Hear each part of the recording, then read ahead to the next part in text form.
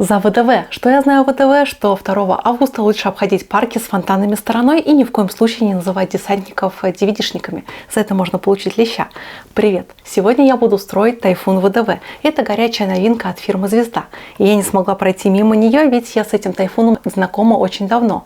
И в этом видео я расскажу историю моего знакомства с этим интересным бронеавтомобилем. И, конечно же, покажу, как я его построила. Меня зовут Даша, вы на канале Dasha Models. И сегодня мы строим Тайфун ВДВ.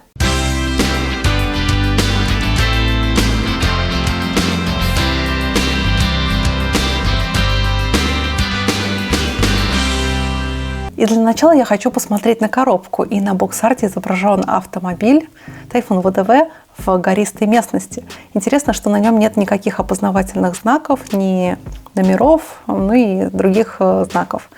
Это такой довольно аполитичный получился набор. А на обратной стороне собранная модель. И здесь мы можем узнать, что здесь чуть более 300 деталей, что мне кажется очень логичным для такого небольшого автомобиля в 35-м масштабе. И тут же мы можем понять, что у автомобиля хорошо проработано днище и даже интерьер выполнен очень копийно. И также мы можем самостоятельно сделать открытую дверь, я думаю, и дверь водителя тоже. Единственное, мне небольшое замечание к автору вот этой собранной модели, то, что цвет стекол, мне кажется, не совсем верный. Мне кажется, он больше отдает такой в зелено-синий оттенок, чем вот в такой ярко-зеленый цвет. И также интересно, кстати, сделан безеринг, такая мокрая грязь. Впервые я увидела вживую Тайфун ВДВ во время репетиции Парада Победы в мае 2021 года. Тогда они шли впереди колонны сразу после танков Т-34, которые открывали механизированную часть парада. Но качественных снимков Тайфунов у меня тогда сделать не получилось, так как свое изучение парадной техники я начала с хвоста. То есть со станции Маяковская. И к Тайфунам, которые стояли в самом начале Тверской улицы, я подошла только тогда, когда уже стемнело. Но даже при таком освещении эти боевые машины смотрятся очень даже брутально. А строевой порядок Тайфунов ВДВ намекал, что эти машины – это главные новинки Парада Победы 2021 года. Хотя по своему виду они мне чем-то напоминают, наверное, бронеавтомобили БА-10. Согласитесь, в них есть что-то общее. И вторая моя более основательная встреча случилась на форуме «Армия-2022», который проходил летом прошлого года. Всего на выставке были несколько таких машин. И первый выставочный образец олицетворял саму суть Тайфуна ВДВ – способность к десантированию. Он, собственно, и был выставлен готовым к загрузке в военно-транспортный самолет вместе со своей парашютной системой. И напомню, что Тайфуны ВДВ – это единственные автомобили класса МРАП, которые можно десантировать парашютным способом. Ну а следующий Тайфун ВДВ мне попался на выставочной площадке компании Рособоронэкспорт. Так что как бы намекает на ориентацию машины на зарубежные рынки. Но это неудивительно, ведь по своим характеристикам защищенности, подвижности и вооружению машина выглядит очень даже достойно среди своих конкурентов. Кстати, что любопытно, что на такой площадке был показан и праворульный бронеавтомобиль «Тигр». А купить новые модели фирмы «Звезда» можно в магазине «Модельная лавка». Там очень оперативно появляются новинки, а благодаря быстрой доставке желанная модель вовремя появится у вас на рабочем столе. А используя этот промокод, для первого заказа у вас будет скидка в 500 рублей. Промокод и ссылочка на магазины есть в описании к видео. Дальше нам Звезда предлагает две схемы окраски. Одна тоже без каких-либо декалей нет, тут есть декали номеров и какие-то маленькие опознавательные знаки, но мне кажется, обычно на таких машинах больше опознавательных знаков. Так что надо будет посмотреть на реальные прототипы. Кстати, указан 2022 год. И также нам предлагается парадный вариант этого автомобиля с соответствующими опознавательными знаками в виде георгиевской ленточки со звездочкой. Также в наборе есть прозрачные детали. Декаль тоже простенькая. Два вида номеров, военные и гражданские.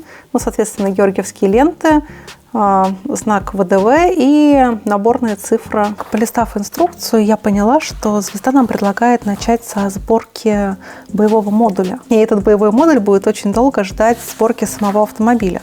И поэтому я решила начать именно с автомобиля, а точнее с его нижней части. А теперь я хочу перейти к установке сидений, как и водительских, так и пассажирских. И начнем, наверное, с водительских. И тут тоже все довольно просто. У сидения есть 4 штырька, 4 отверстия. Вот так вот. А теперь я перехожу к сборке бронекапсулы. И для этого я поставлю боковые панели на наш автомобиль. Все довольно просто. И заднюю стенку теперь я установлю. Все просто. Тыщ. Получается вот такая бронекапсула для экипажа Тайфуна ВДВ. А теперь я перехожу к сборке бронекапсулы для моторного отсека. И тут мне необходимы 3 подсборочки. И все это по-прежнему 17-й шаг.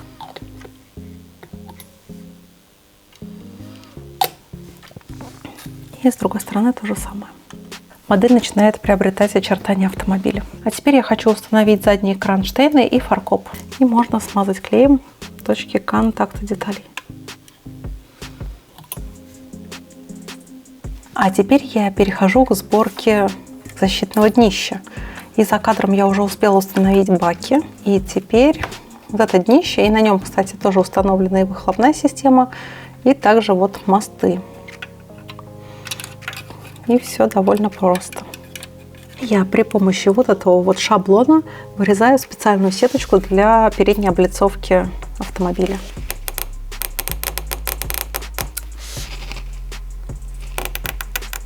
И теперь эту сеточку нужно вклеить в переднюю облицовку. А теперь я установлю крылья и переднюю облицовку. И с другой стороны я делаю то же самое.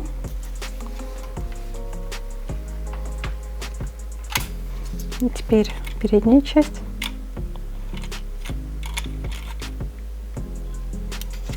Вот так. И я вот теперь установлю капот. И как видите, двигателя нет. Просто закрываем это пространство крышкой. А теперь я установлю задние ящики.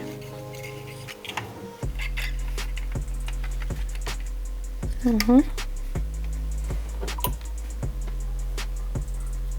И вот такой вот у меня Тайфун получился. Конечно, я не приклеила к нему колеса, потому что я планирую окраску, и этот элемент будет мешать сделать это аккуратно. А вы знаете, что такое бронеавтомобили класса МРАП? Это специальный бронированный транспорт, который спроектирован таким образом, чтобы при подрывах на минах или самодельных взрывных устройствах минимизировать урон экипажу и также десанту. И каким образом это достигается? Я для примера вам хочу показать другой бронеавтомобиль МРАП. И на нем это будет выглядеть намного наглядней. Это американские бронеавтомобили Kuga. Это модель от фирмы Panda Hobby. И обратите внимание на днище. Оно выполнено V-образно. То есть, благодаря такому конструкторскому решению взрывная волна распространяет свою энергию в сторону от экипажа, то есть вправо и влево. Также одним из интересных конструкторских решений, которые я заметила на нашем Тайфуне, это то, что ни один боец не сидит прямо над колесной аркой. Наверняка многие из вас также ездили в автобусах и маршрутках и сидели на таких сиденьях, которые расположены ровно над колесом. И наверняка вы помните, как вам было весело подпрыгивать на ухабах. А теперь представьте, что вместо ухаба у вас будет прям-таки взрыв под сиденьем.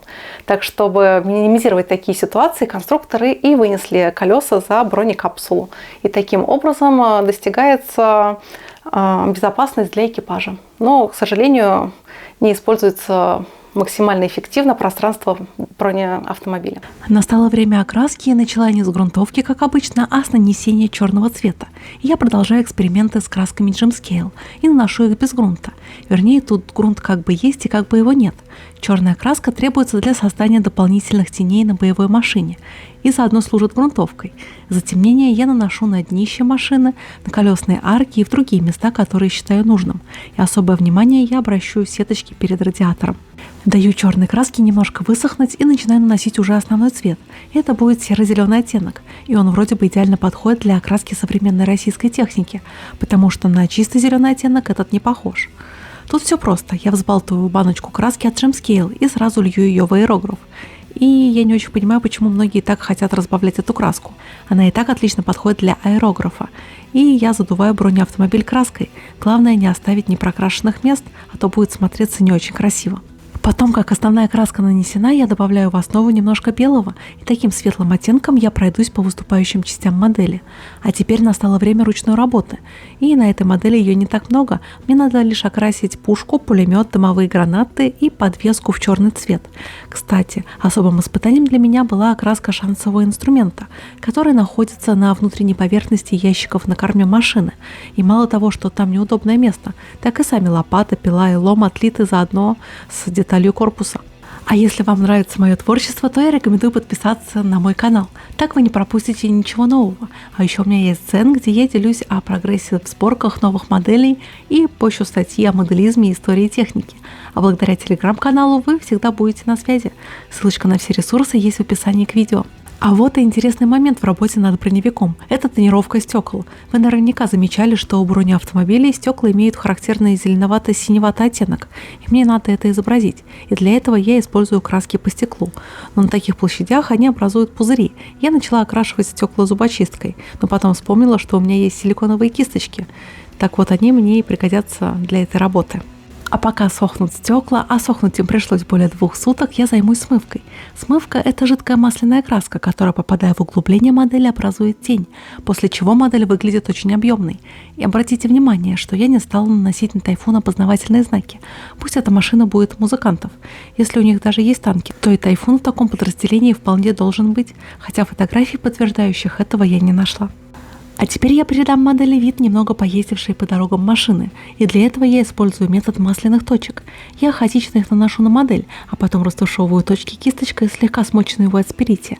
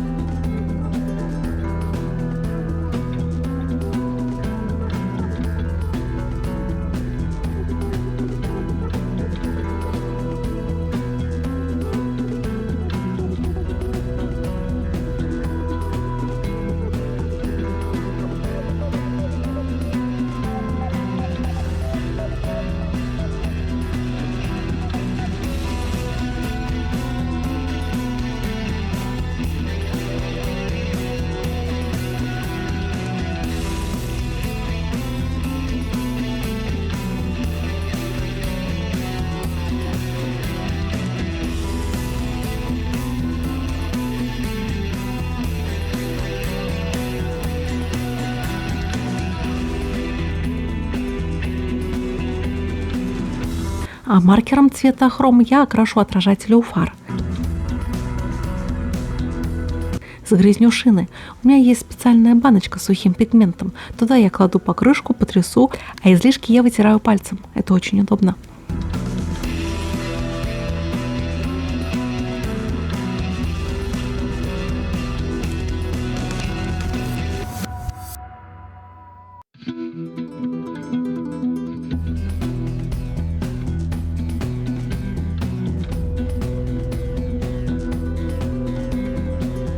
А теперь, когда броневик почти готов, осталось всего несколько штрихов. Методом сухая кисть я придам автомобилю большего объема. Я беру толстую кисточку, макаю ее в светло-зеленую масляную краску и вытираю ее об салфетку. И такой кисточкой я прохожусь по всей модели. И обратите внимание, что я не стала ставить защиту главных фар. Она мне показалась слишком толстой, так что Тайфун остался у меня без них.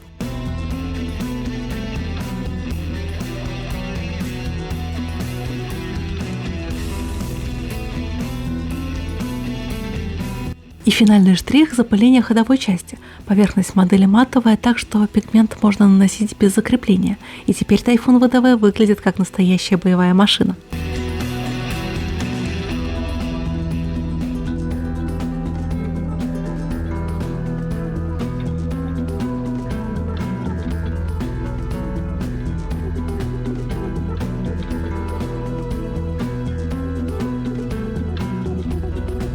И вот такой Тайфун ВДВ у меня получился. У звезды вышла действительно очень интересная и достойная, приятная в работе модель. И самое главное, вполне актуальная. Надеюсь, что это видео вдохновит вас на постройку такой модели. Увидимся в новом видео. С вас лайк, подписка и комментарий. До новых встреч. Пока-пока.